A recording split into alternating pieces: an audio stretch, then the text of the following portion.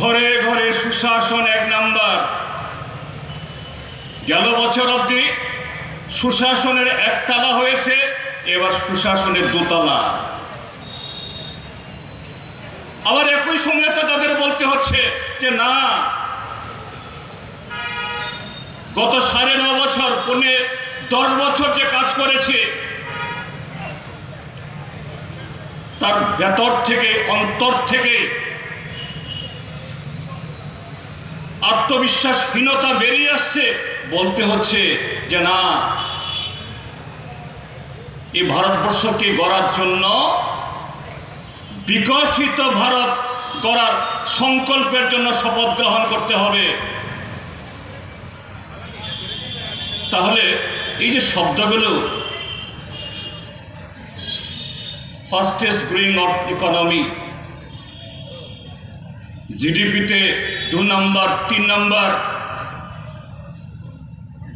অমৃতকাল, এই কথাগুলোর মধ্যে একটা ধাঁধা, সামঞ্জস্যহীনতা, অসংলগ্নতা। এটা শুধু কথার মধ্যে সীমাবদ্ধ না। আমরা লক্ষ্য করছি আজকে ভারতীয় রাজনীতিতে শাসক দলের বদান্যতায় সমস্ত ক্ষেত্রে তার ছাপ, তার প্রতিফলন আজকে পড়ছে। আপনারা শুনেছেন, শুধু শোনা নয়,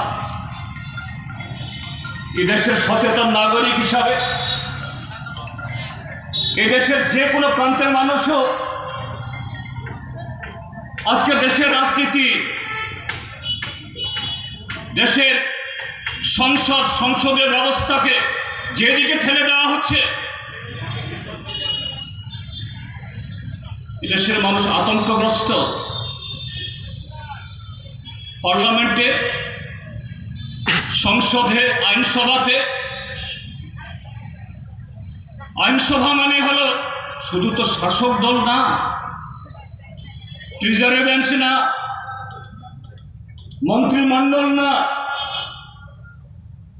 যে কোনো দেশের পৃথিবীর যে কোনো প্রান্তে সে আইনসভা, সেই সংসদ তখনই